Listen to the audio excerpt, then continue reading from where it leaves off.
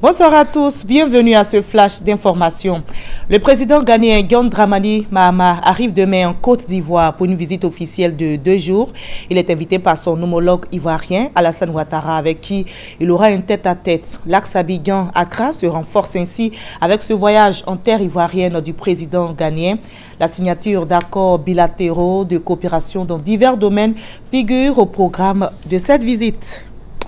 L'ex-première dame de Côte d'Ivoire, Simone Gbagbo, de nouveau devant les juges. L'épouse de l'ancien président ivoirien a comparu aujourd'hui aux assises à Abidjan pour crimes contre l'humanité et crimes de guerre.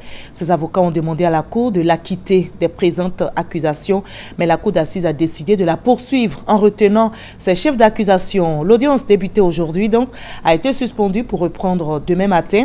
C'est son second procès puisque Simone Gbagbo a déjà été condamnée à 20 ans de prison l'an dernier pour atteinte à la sûreté de l'État. On en reparlera ce soir dans la grande édition. C'est parti pour la deuxième édition du marché de l'audiovisuel Discob Africa à Abidjan. Le Premier ministre Daniel Kablan-Duncan a donné le top départ des activités du marché. Et le thème retenu, la place de l'industrie audiovisuelle dans l'émergence de l'Afrique. La Turquie, invitée d'honneur, et le Burkina Faso participent à l'événement. Pour Daniel Kablan-Duncan, l'objectif est clair, faire de la Côte d'Ivoire un hub de l'industrie audiovisuelle dans la sous-région. La première journée de Discob a été marquée par des conférences et ateliers. Aujourd'hui, 31 mai, est célébrée la journée mondiale anti-tabac. La cigarette, sachez-le, tue 6 millions de personnes par an dans le monde, selon l'OMS. En Côte d'Ivoire, on enregistre 5 000 décès par an à cause du tabagisme. Alors, comment changer la donne? Le directeur coordonnateur de lutte contre le tabac tire la sonnette d'alarme à l'occasion de cette journée. Il plaide en faveur de politiques efficaces pour la réduction de la consommation de la cigarette. Voyons cela avec Ami Sissoko. Effet de mode, sensation de bien-être ou soucis, autant de raisons qui poussent les jeunes à s'adonner à la cigarette.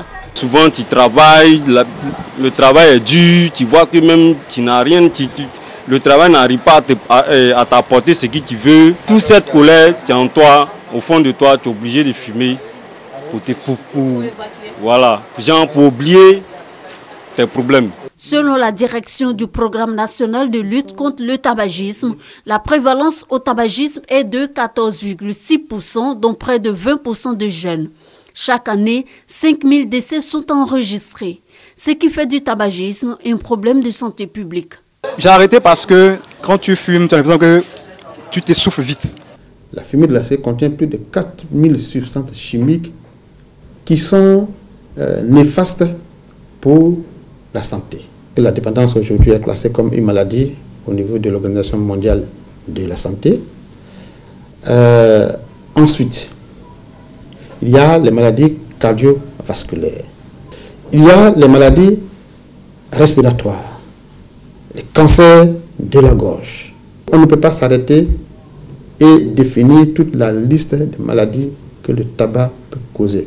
Les fumeurs ne sont pas les seuls à être exposés aux dangers du tabagisme. Leur entourage n'est pas épargné.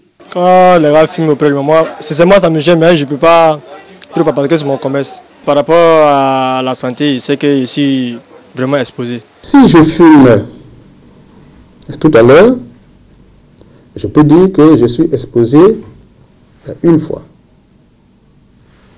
Alors, la fumée qui sort du bout de la cigarette, c'est ça qui est la fumée environnementale. On contient 10 fois plus de substances que ce que moi j'avale. Conscient des méfaits du tabac, le gouvernement entreprend plusieurs actions, campagnes de sensibilisation, accompagnements médicaux pour aider les fumeurs et autres. Il faut renforcer le cadre législatif et réglementaire. Il y a la sensibilisation de masse. Il faut donner l'information à la population, à la jeunesse, surtout la jeunesse qui est la frange de la population la plus vulnérable. Il faut leur dire que fumer tue. Malgré toutes mesures et actions de prévention, le tabagisme continue de faire des ravages et de coûter des frais à l'État. Ce sont 24 milliards de francs CFA par an qui doivent être dépensés par la Côte d'Ivoire si elle devrait prendre en charge toutes les maladies induites au tabagisme, selon la direction du Programme national de lutte contre le tabagisme.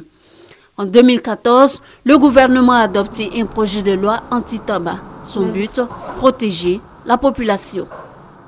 Ajoutez que sur les 6 millions de décès par an dans le monde à cause de la cigarette, la Chine enregistre à elle seule 1 million de morts. Ce pays est le plus gros consommateur, mais aussi le plus gros producteur de tabac au monde. Des lois ont été promulguées pour interdire de fumer dans les lieux publics fermés, mais cela n'a pas permis de réduire la consommation de cigarettes des Chinois.